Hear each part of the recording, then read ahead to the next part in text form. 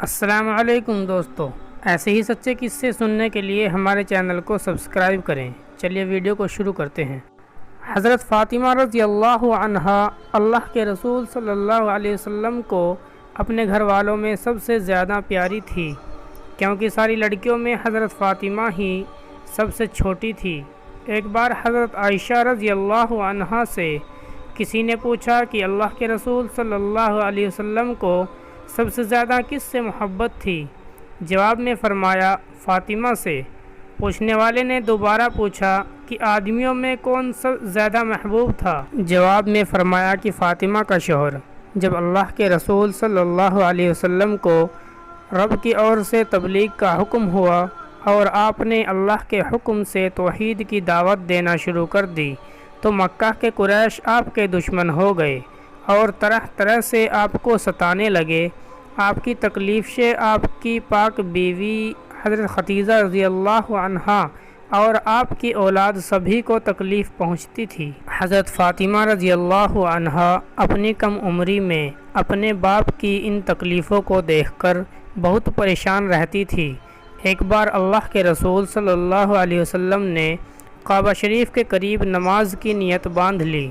وہیں قریش اپنی مجلسوں میں بیٹھے ہوئے تھے کہ ان میں سے ایک بدبخت نے مجلس میں حاضر لوگوں سے کہا کہ بولو تم میں سے کون اس کام کو کر سکتا ہے کہ فلاں خاندان نے جو اونٹ ذبح کیا ہے اس کی اوجڑی اور خون لے آوے، اور جب یہ محمد سجدے میں جائے تو ان کے کندھوں پر رکھ دے۔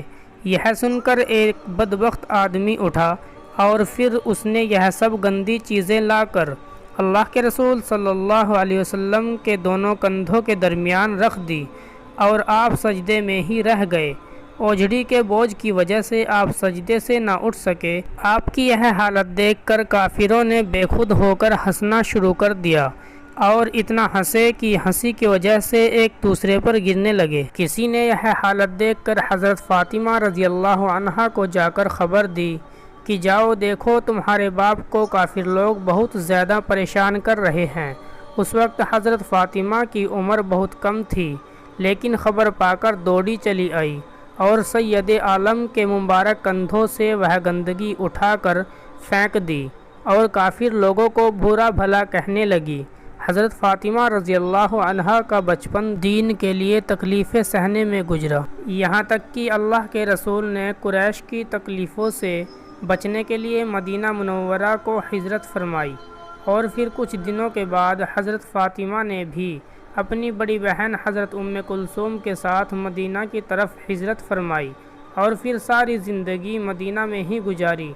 ہجرت کے بعد سن 2 ہجری میں اللہ کے رسول صلی اللہ علیہ وسلم نے حضرت علی سے حضرت فاطمہ کا نکاح کر دیا۔ اس وقت حضرت فاطمہ کی عمر 15 سال تھی اور حضرت علی کی عمر 21 سال تھی۔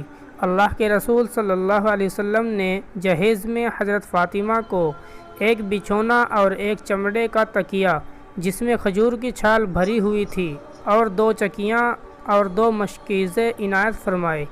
رخصتی کے دن عشاء کی نماز سے پہلے اللہ کے رسول صلی اللہ علیہ وسلم نے حضرت فاطمہ کو حضرت ام ایمن کے ساتھ حضرت علی کے گھر بھیج دیا۔ پھر نماز کے بعد ان کے یہاں تشریف لے گئے اور حضرت فاطمہ رضی اللہ عنہا سے فرمایا کہ پانی لاؤ۔ وہ ایک پیالے میں پانی لے کر آئی۔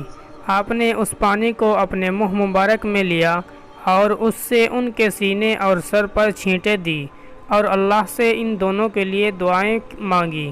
حضرت علی کوئی مالدار آدمی نہیں تھے، ان کے یہاں نہ سکھ تھا نہ آرام، نہ کھانے پینے کی چیزوں کی بہتات تھی، گھر میں نہ بہت سامان تھا، نہ گھر کوئی بہت اچھا بنا ہوا تھا، نہ کوئی خدمتگار تھا۔ اللہ کے رسول صلی اللہ علیہ وسلم نے جو فقر و فاقہ اپنے لیے پسند کیا تھا وہی داماد اور بیٹی کے لیے پسند فرمایا تھا۔ ایک بار حضرت فاطمہ آپ صلی اللہ علیہ وسلم کے پاس آئی اور کہا کہ اے اللہ کے رسول، میرے اور علی کے پاس صرف ایک بھیڑ کی کھال کا بستر ہے جس پر ہم رات کو سوتے ہیں اور دن کو اس پر اونٹ کو چارہ کھلاتے ہیں۔